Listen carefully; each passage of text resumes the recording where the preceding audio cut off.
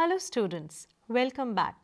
So till now in this course you learned about ethnography and then you also learned the various audiovisual tools, right, of basically how to use these audiovisual material techniques in the course of your research. So today I am going to give a particular name to what you will be doing or what you will be employing.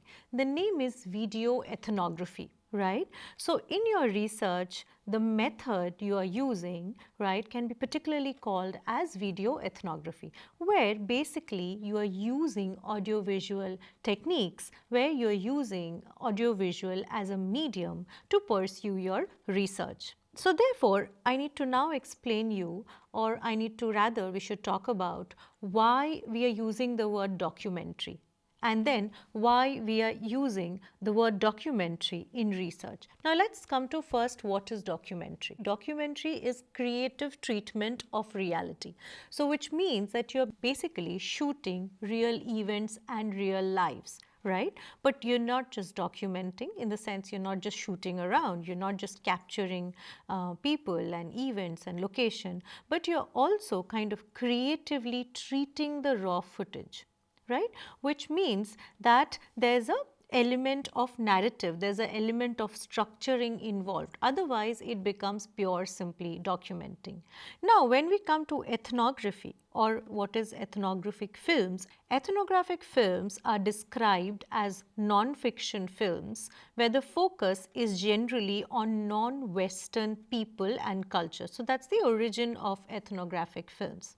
It is associated with anthropology, a practice of documentary film, right, and of visual anthropology informed by theories, method and vocabulary of the discipline of anthropology, involving use of film cameras as a research tool in documenting the whole or defined parts of culture with methodological awareness and precision. Now, in this definition itself, it is clear the connect between anthropology and documentary and the connect between then documentary and research. Right. So it's very clear that documentary as a medium, obviously it's a creative, as in it's a film, it's a non-fiction film, it's one kind of particular kind of film.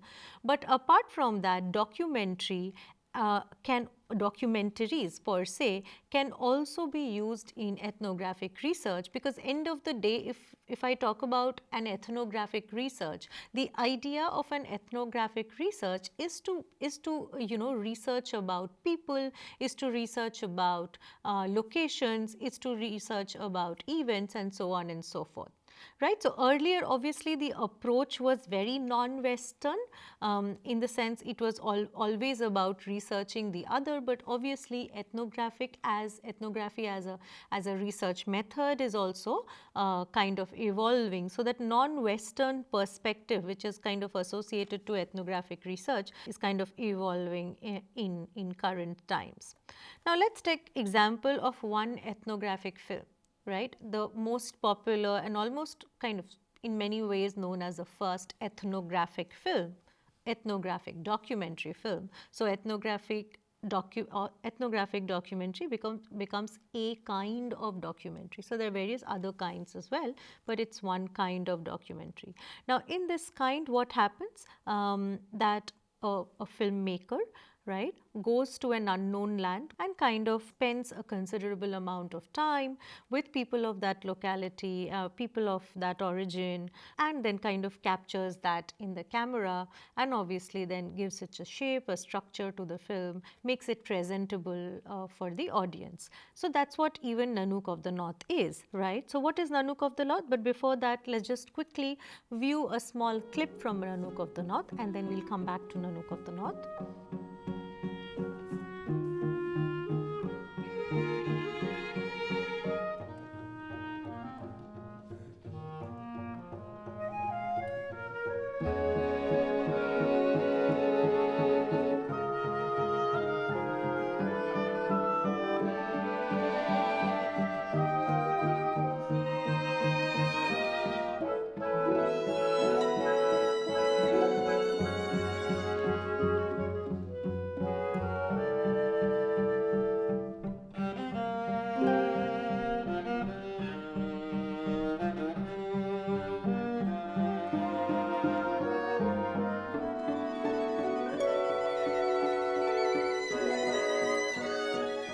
film which you just saw a clip of is a film by Robert J Flaherty, right, the famous documentary filmmaker.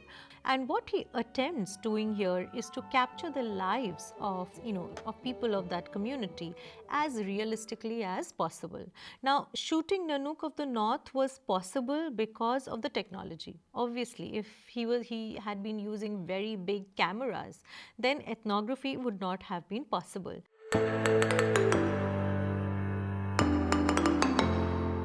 So the fact that ethnographic films came into being was primarily because the availability of smaller cameras, 16 mm cameras, and then smaller tape recorders which were light and which were easy to carry around, and so on and so forth. So therefore, that makes the shooting of Nanook of the North possible. So Nanook of the North can be looked at as a documentary film, obviously, because Flaherty intended to make one, a documentary film.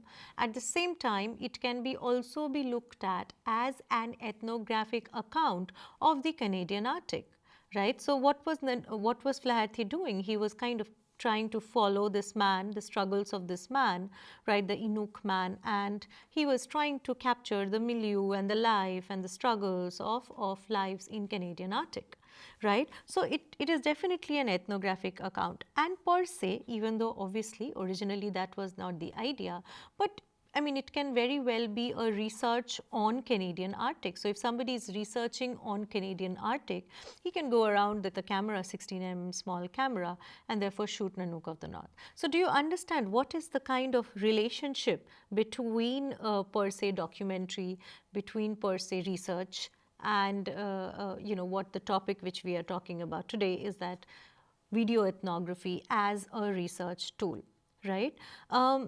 Therefore, the same medium as an ethnographic films are very common in terms of films, right? If we kind of forget about the research part of it, ethnographic films are popular. We see all the time them in National Geography and Discovery Channel and all, where we learn about the lives of the other, right? But at the same time, they also kind of very well can be placed as research material, as research account, if somebody is kind of trying to research and then use all of that material. So this connect between per se ethnographic films and academia is kind of very, very clear, right?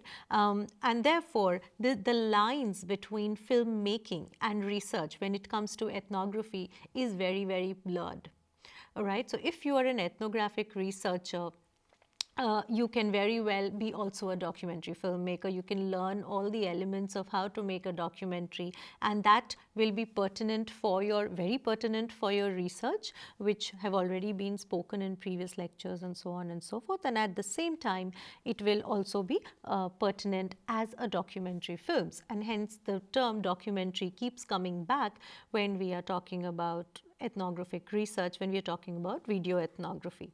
So video ethnography as a practice, right, has become very popular in recent times. And the reason I say recent times is because the availability of lightweight camera, and more importantly, not just lightweight camera, but the availability of digital cameras. Digital cameras are very handy to work with.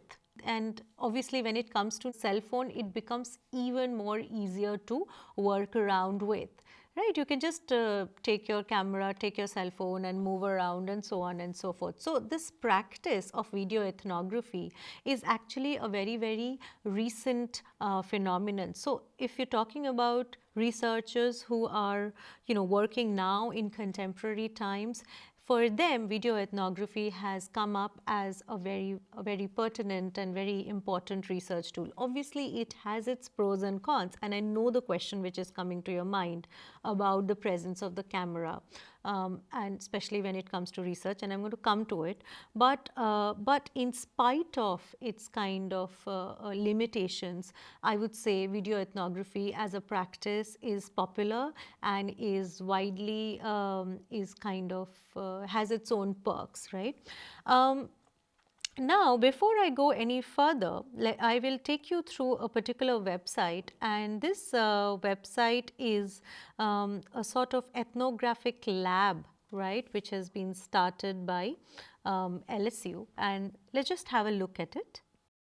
So, this particular website which you are seeing is by Louisiana State University, Department of Sociology, and they have a course on video ethnography, but more than the course, we are looking at the website itself and the kind of work which they do. Now, you see there's a journal of video ethnography, which is very interesting, right? Journal of Video Ethnography is basically using video ethnography as a research tool and pursuing research. So, I am going to read out quickly the purpose of this journal.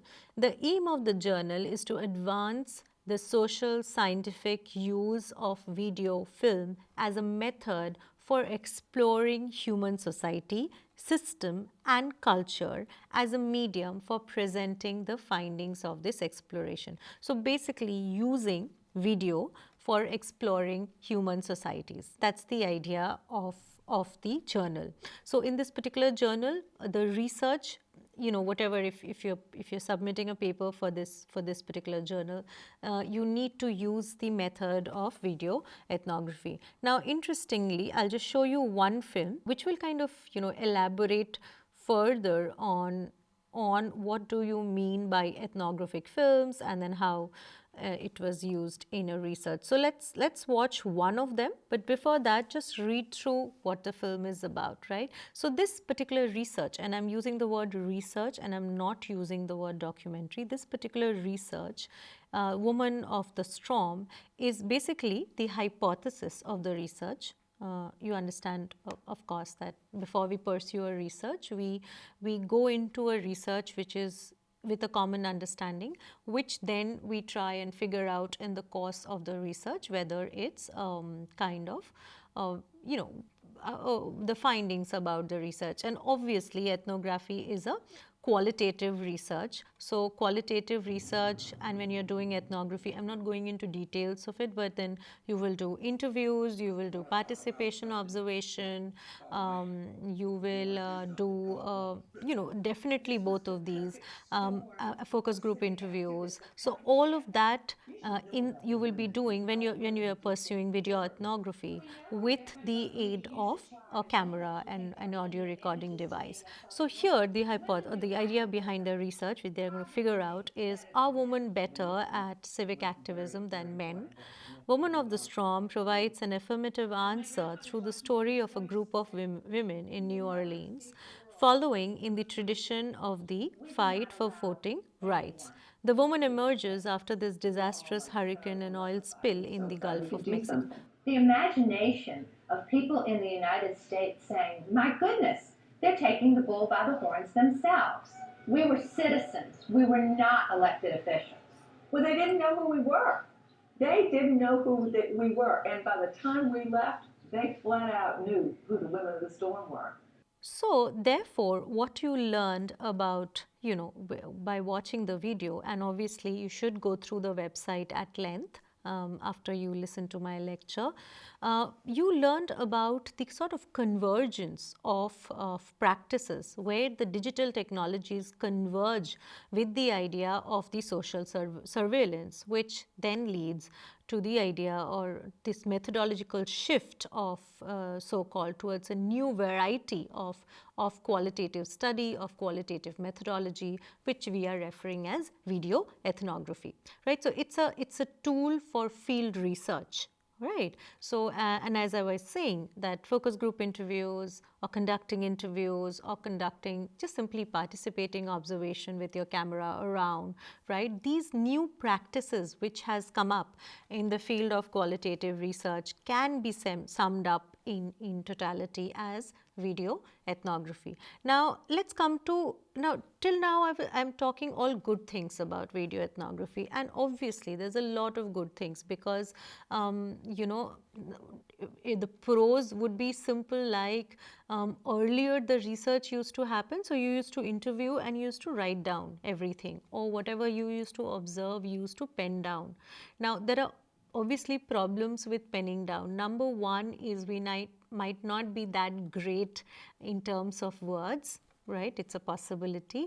And second of all, you know, a recorded account is always referred as the most authentic account. So if you have a recorded interview, or per se, if you have, you know, you are kind of observing a milieu, a particular year, and then kind of you have a recording of that particular event, that's the most authentic ideal situation, where you can obviously always go back to that account as well, and also in terms of authenticity, it works better than a written account. So there are definitely pros, and I don't need to talk about the pros. The cons which many of the researchers face, and which my own students have also come back to me and kind of told me, and also in my research, right? So for example, my research is about the industry accounts of Hindi film industry, the post Hindi film industry in the new millennium. So during my own research, I have used video ethnography, where I have recorded interviews, where I have just taken my camera around into offices of film production offices, and then just the camera remained there, and they were kind of recording whatever is happening in the office. But the biggest problem or the challenge which even I faced was the problem that when a camera is present, sometimes the people behave a little differently. They become conscious of the camera. And that is actually one of the biggest cons and problem of video ethnography. Now, obviously, the problem is resolved, or kind of, you know, now it has become of a lesser of a problem with the availability of smaller cameras, which you can use, and obviously you can also use your cell phones for recording and so on and so forth. So therefore, when you use smaller devices, when you don't have too much of, you know, the recording and then the big cameras and lights and so on, people are not that conscious. Also, in today's date, people are much more camera friendly as they were in the past. So other day itself, I was interviewing one of the female filmmakers of Calcutta film industry, and I was very apprehensive. I was like, is it okay if I record you? If you're uncomfortable, I can always take down notes, but then you know, it's better if we can just record your whole interview. And then she was like, you know, I was kind of expecting a different kind of answer, but then she said that yes, I mean, it's okay. Camera is the new way of being, right? So therefore, even I found that she was very at ease talking about in front of a camera. So that kind of has resolved a lot of problems for us as video ethnographers, yet that problem kind of persists. So the answer to this is that as researchers, or simply as ethnographic filmmakers, you will have to kind of be with the camera and spend a lot of time with your subjects, because if you don't do that, there's a possibility that not only people will be conscious of your camera, but also the fact that if people are not comfortable with your presence as a researcher or as a filmmaker, then you're dealing with human people, and so people need to have that comfort zone to open up, to talk about whatever you are researching about. So that will kind of only happen once you have spent kind of a considerable amount of time with them. Whereas it's very good. Video ethnography is very good for observational research, for basic interviews and all of that. But this kind of limitation also exists. So here, therefore, as a researcher, you can actually play three roles, or I would rather say that you can actually, in three ways you can pursue video ethnography. One is you can be simply a passive participant, right? So fly on the wall, that's one way of doing it. Second is you become active participant. That is, you take your camera, you record interviews and you ask questions. That's basically very, actively you are playing the role of a researcher. And the third one, which I find very interesting, is also with hidden cameras. Obviously, there's a question of permission. You have to take permission from people whom you are recording. Remember that this is a thing with taking photographs, or still photographs is also a medium of research, is also kind of a part and parcel of, even though we are calling it video ethnography, still photography is also something which you can use. But all of this, whether it be still photography or whether it be video ethnography, you need to have adequate permissions for recording people, for shooting people. So if you have that permission, even hidden cameras can at many times can be wonderful ways of doing participation observation.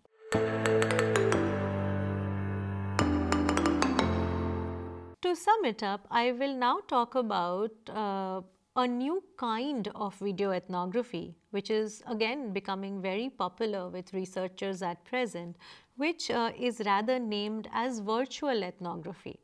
It is always not possible to kind of go and physically meet someone. At that point of time, I am seeing that I'm continuously going back to taking my interviews on Skype or having my focus group interviews online, and so on and so forth. Say suppose you're researching social media, right? Or you are researching how people act and behave in these online spaces. So that even if you kind of bring in that sort of research, that kind of research, you will have to kind of practice virtual ethnography, where you are kind of looking at your footage or your primary material is basically the online space. So virtual ethnography is also very new, but then these methodological practices are evolving with the technology, and we have to bring technology. It's time we'll have to bring technology into research, and we can see that research itself has been evolving over the past years, and that's what I think video ethnography is all about. It's the kind of intersect between technology and research. Thank you, students. Hope you liked and learned from what we spoke about today.